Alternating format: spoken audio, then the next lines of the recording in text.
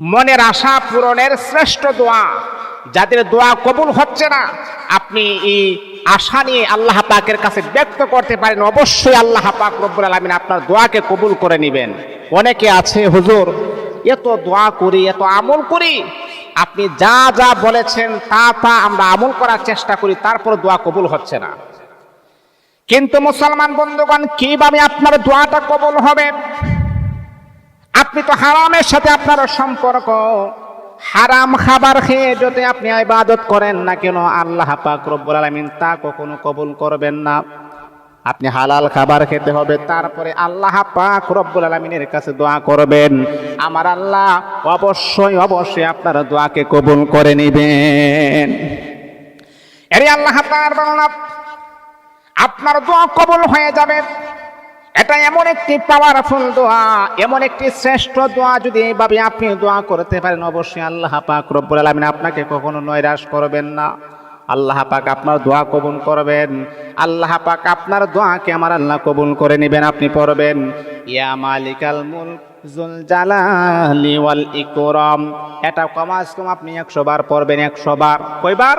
100 বার আপনি পড়বেন, ইয়া মালিকাল মুলক যুল জালালি ওয়াল ইকরাম।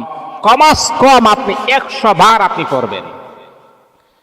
তারপরে যে কোনো দরুদ শরীফ আপনি 3 বার পড়বেন। আল্লাহুম্মা সাল্লি আলা মুহাম্মাদিন ওয়া আলা আলি মুহাম্মাদ কামা সাল্লাইতা আলা ইব্রাহিম ওয়া আলা আলি ইব্রাহিম ইন্নাকা হামিদুম মাজিদ। আল্লাহুম্মা বারিক আলা মুহাম্মাদিন ওয়া আলা আলি মুহাম্মাদ কামা বারাকতা আলা ইব্রাহিম ওয়া আলা আলি ইব্রাহিম ইন্নাকা হামিদুম মাজিদ। এমন করে করে যদি আপনি দোয়া করতে পারেন, আল্লাহ পাক রব্বুল আলামিন অবশ্যই আপনার দোয়াকে কবুল করবেন। কিন্তু আপনি অবশ্যই অবশ্যই 5 ওয়াক্ত নামাজ আপনাকে পড়তেই হবে। নামাজ নাই, কোনো কিছুই নাই, তারপরে বলেন যে দোয়া কবুল হচ্ছে না, দোয়া কবুল হচ্ছে না, দোয়া কবুল হচ্ছে না। দোয়া কিভাবে কবুল হবে? আপনাকে তো নামাজ পড়তে হবে। নামাজ ছাড়া কি দোয়া কবুল হয়? আপনাকে নামাজ পড়তে হবে। নামাজ পড়ার পরে আপনাকে হালাল খাবার খেতে হবে, হারামের সাথে সম্পর্ক রাখা যাবে না।